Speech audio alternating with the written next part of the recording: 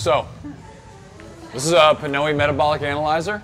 So basically, the idea is that this mask here goes over your nose and mouth. It has this flow sensor on it, and it basically is taking information about the air that you're breathing in and out every single breath during the entire test. And then we measure heart rate at the same time, and then we can get specific data about what's going on in your metabolic system. So where your lactate threshold is, anaerobic, everything, and we can get it in real time. What's really cool about this particular device is we can create our own protocols. So you can do tests not just on the treadmill or the bike, but we can do anything pretty much that somebody wants. What we're doing specifically, and what we're going to talk about quite a bit tomorrow, is the concept of aerobic efficiency, and basically looking at the actual chemistry and seeing how breathing affects what percentage of your energy is coming from your aerobic system and what percentage is coming from anaerobic. So it's not just because you're working longer, you're aerobic. It doesn't really work like that. How you actually breathe, whether it's in your nose or your mouth, and how much affects quite a bit how much your body is using oxygen. And so there's huge implications for that on the performance side of the things. But on the baseline, what we're doing is basically a test today that we're calling walking the dog.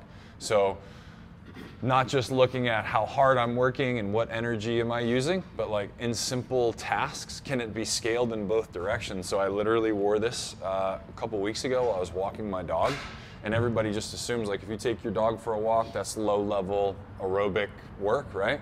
So I had the mask on and did a 5-minute loop with my mouth closed, and my amount of aerobic work was, it was like something like 85% of the energy I was using was coming from aerobic energy. Then I stopped for 2 minutes and waited. Then I took my dogs on the same 5-minute loop, but I opened my mouth, and my aerobic system dropped by 30% just because I opened my mouth. And that's just because of the way your physiology uses air. So once you offload carbon dioxide at a higher rate, you become less and less and less aerobic. And so that is something that we sort of know from physiology, but nobody's really measured it yet. And so what we're doing is this really simple test. It's 12 minutes, putting the mask on. We're walking at about 5 Ks for 5 minutes with your mouth closed. Then we wait 2 minutes for your heart rate to completely normalize. And then we walk 5 Ks at 5 minutes again, but now with the mouth open, and look at the difference in where your energy was coming from. And we can literally see it in real time on the app. It won't be anybody's opinion. So right now it's more of like, hey, this is a theory based on how human physiology works, but we'll be able to actually see it. And so that's what we're measuring today. So the testing we're doing isn't like high intensity, let's see where your aerobic threshold is. There's definitely a place for that. But what we're doing today is trying to collect very preliminary data on, like, during a normal activity, what happens in the body.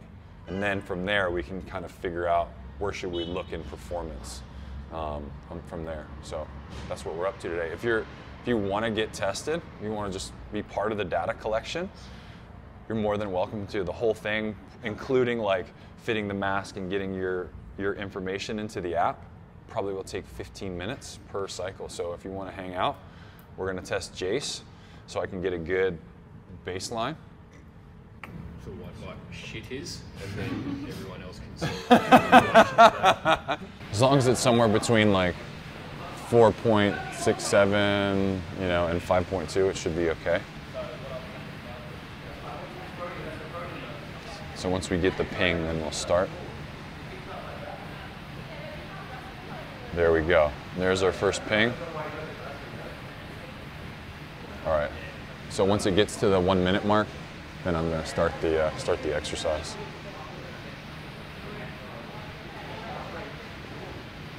Did the hands make a difference? Just my hand speed. Okay, All right, so we're going to use nose only, and exercise is starting.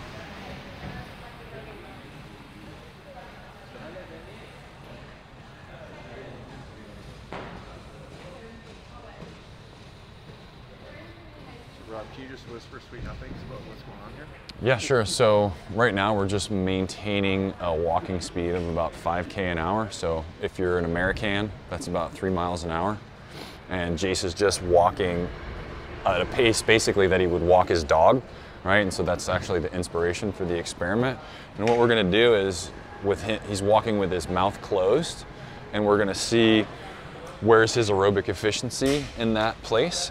And then we'll do a rest, and then we'll repeat the same walking speed, but then we'll do it with the mouth open and see if we can get some kind of comparative data and see does that affect aerobic efficiency, mouth open or mouth closed. And of course we have some theories on this based on physiology, but we want to actually start collecting data with a variety of people and see what the numbers actually say, and if there's any kind of standard deviation between the two during just a normal activity. And so Jace, you just stay with me, and I'll tell you to rest, and when it's time to rest, then we'll just come to a complete stop, okay?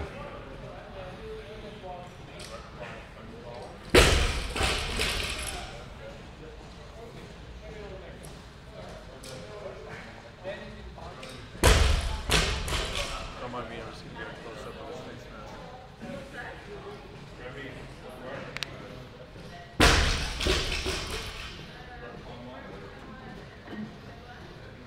Yeah, and so basically right now, we're just seeing like an initial bump, which is pretty normal, where VO2 and VCO2 both go up because your body says, hey, he's walking, we need more, right? But the ratio has stayed relatively constant, and your heart rate's still quite low, right? About 85 beats a minute.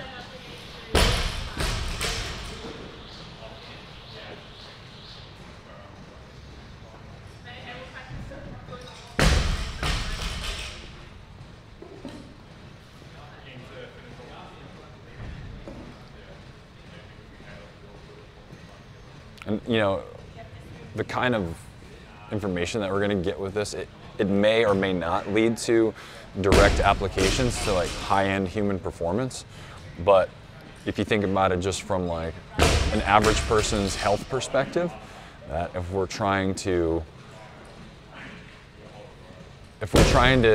be precise with the effects of aerobic health and do things like weight loss and stave off metabolic dysfunction, which is the goal for most people, then having an understanding of when we're actually being aerobically efficient, even in a simple task like walking, which most people do for some kind of exercise, then we can be really, really precise with our inputs that we give people for weight loss or for metabolic health, whatever it is.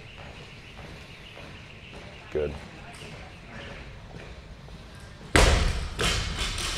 So what level of RPE should Jason be experiencing right now? RPE, like rate of perceived exertion, low, like 3 or less. Yeah, like 4 or 3. Yeah, he's walking his dog, and that's really the name of the experiment, is walking the dog, because it was based on me taking my dogs for a walk and thinking, hey, this is how a lot of people get exercise. You know, if you're in the sort of fitness realm, you might think of things like kettlebell swings or snatches or something like that. But for most people, how they exercise is they take their animal for a walk, or they go for a walk in their neighborhood, and they think automatically this is aerobic. And to some degree it is, but what we're really talking about is being as efficient as possible with our inputs so we can be precise with our outputs.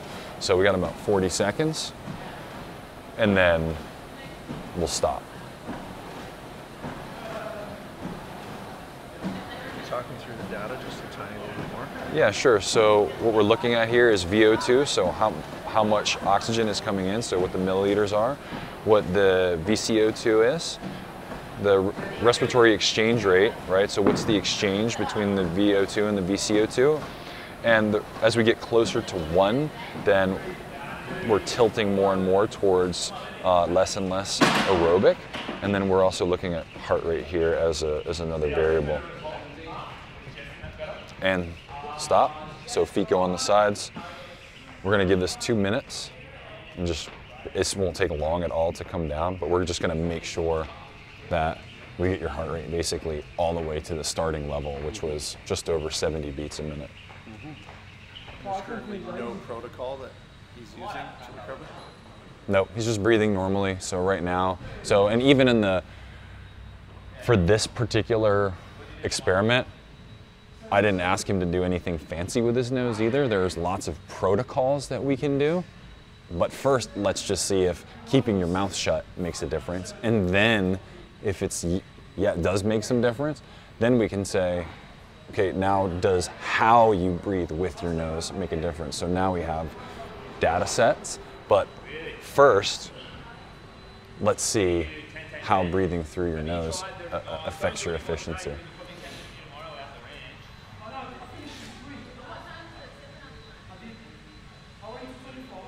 So right now what we're seeing is there's actually a spike in RER, which is really normal during recovery after higher levels of output. So there's usually a bump and then it drops down, and that's because your body's just dealing with the effects of metabolites in the system.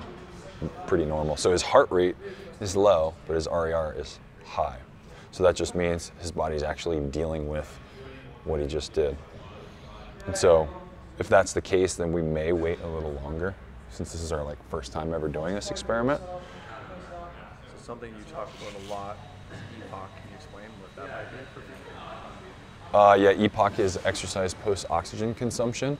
And so one of the variables that we look at when we do metabolic testing is Epoch, and that is basically how well your body is buffering metabolic waste products. And so as you start to consume more oxygen post-training event, the rate at which Epoch drops is a good indicator of metabolic capacity or metabolic efficiency. Yeah, so we're going to wait a bit longer. We're going to wait until the 8-minute mark because we need to.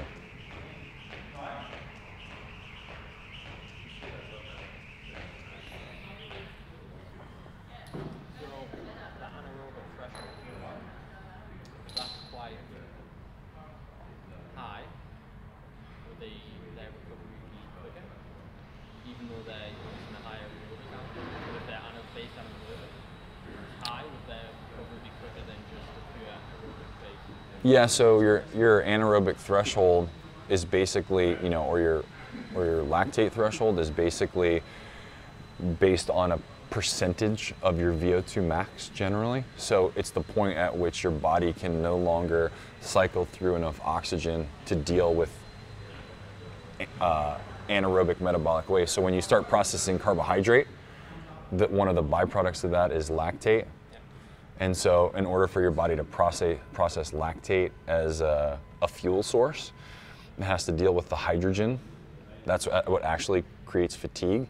And in order to do that, you have to have enough oxygen. And so when there's not enough oxygen getting released into the system, the metabolites that are floating around start to cause fatigue, and you have a drop. So the percentage of that inside of total capacity is an indicator of endurance capacity. But what we're looking at is how efficiently does your body actually bring in and then release oxygen. Most of the time what we focus on is just working harder until your capacity gets bigger, instead of thinking about how can I move efficiently. It's kind of like, or work efficiently. It's kind of like if you don't pay attention to skill in the snatch and you just do barbell up and downs, you can work until your capacity gets better, but then at some point you'll hit a wall where you'll have to address the mechanical needs of the movement in order to continue to benefit from the exercise. So no matter how much willpower you have and how much drive you have to run, at some point your body's going to go, well, we're not going to run any quicker because you're not. Correct. And I mean, listen, time is our most valuable resource. So why wouldn't we make better use of our time if we're trying to build our outputs, right? So 20 seconds, we're going to go again.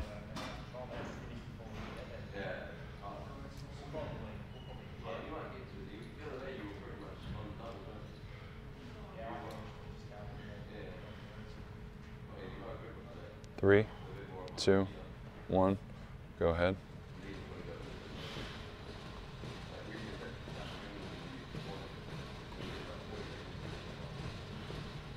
So what's changed between the first So- round and this round?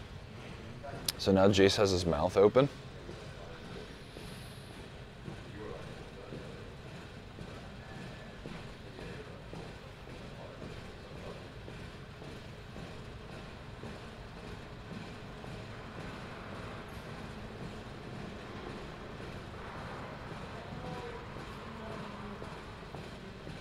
What do you expect to see differently here on the data? Trying to abstain from an expectation and just observe. If you have an expectation, it might not be as scientific as you think. I mean, there's some hypothesis, of course, but really my primary concern right now is to see if the methods of the experiment are even valid, or do I need to alter the experiment in some way in order to understand the result I'm getting better. So this test with Jace is more about learning about the experiment itself and the way it's designed, and then make any alterations in that need to be made, and then doing that and testing again.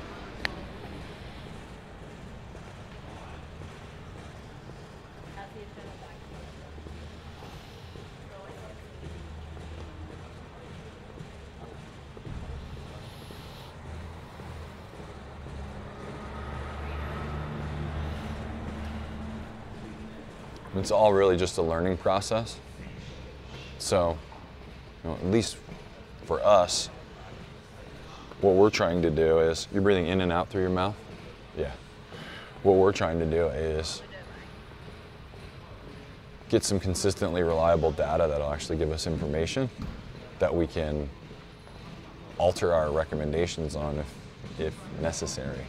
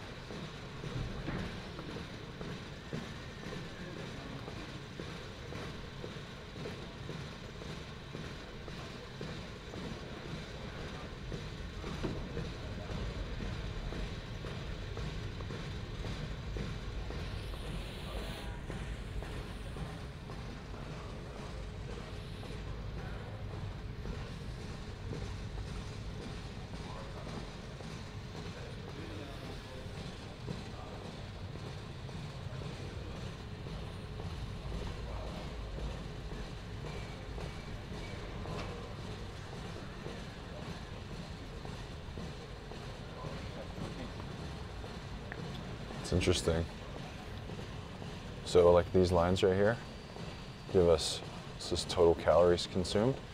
And then if we look at this data point, one really cool thing that we can see with this device is, so the blue is carbohydrate and the red is fat. So like if I got you on here and did a metabolic test, I could see exactly when you made the switch to carbohydrate burning. Yeah, right. So it shows you the substrate utilization in real time. Exactly right. Yeah, right. 20 seconds. That's crazy. Yeah, it's pretty amazing.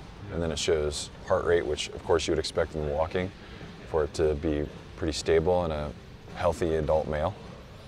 And in Jace too. 2, 1, and stop. Do you see much of a variation with people that might be more fat adapted to carbohydrate? Yeah, so people who are more fat adapted generally are more aerobically efficient, Yeah. and vice versa. People who are more aerobically efficient tend to use fat much more effectively. And what's really cool though is it doesn't have to be an opinion. So for a lot of folks right now, it's more of like, this is what we think, but we can measure it. And then one of the things we're going to try to do is input breath protocols and see if over time certain breath protocols will actually enhance the effects of fat adaptation. This effectively with what you're expelling out when you breathe out, yeah? Yeah, exactly right. How good that you can get someone that reckons they're in ketosis on here and kind of debunk them to a point, wouldn't you? You could. You absolutely could. I mean, of course, it'd have to be in the presence of other metrics, like is their body weight stable? You know, what's the intention? What kind of exercise program are they doing in combination with those things? So, but I mean, we know pretty well that moderate cyclical exposure to ketosis is pretty healthy. But if you're an active athlete who's training hard, it's not sustainable. It tends to overwork the rest of the organ systems a good bit. And that carbohydrate is an important fuel source, especially if you want to be able to hit the throttle. You have to have access to carbohydrate in the system. It's just easier for the body to deal with.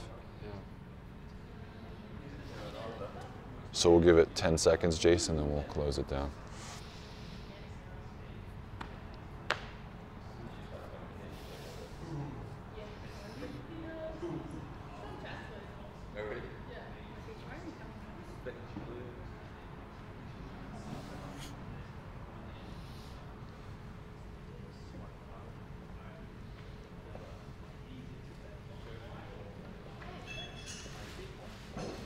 So this is my initial thought, is that we need a longer time period of rest, even than 5 minutes, to allow the RER to completely stabilize. Because your RER didn't stabilize. No. But what I would like to do is do it with a couple more people with 5 minutes and see if is it you, or does it need to be longer than 5 minutes? Because I don't really know. Interesting, I actually felt like the second 5 minutes mouth breathing, that was more difficult for me. Because you're not used to it. Yeah, I had to consciously mouth breathe. Yeah. But what's funny is like, considering I'm a lifelong mouth breather, like 40 odd years. Yeah. And then having trained the nasal breathing. Oh yeah, 2 years? Yeah. Yeah. And You're like, I don't like this shit. Now it's like, it actually feels harder to mouth breathe. Like I felt like that second 5 minutes was more difficult, like a more difficult effort. Like the RPE was probably, where the first lot was, maybe 3, the second lot was maybe 5. Oh really? Yeah. I need to write that down. Because It just felt more like a more difficult effort.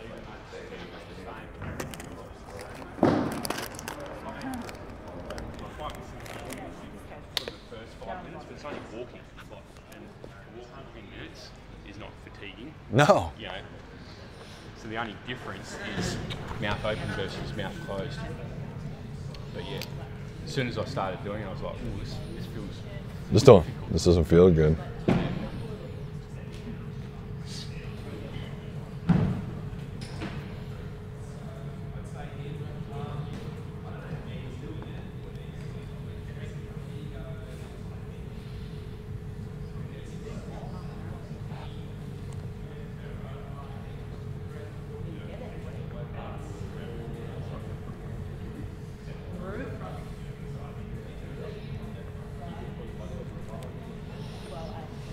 Yeah, and I mean, it makes sense, right? So, there's a lot of questions, of course, which is good.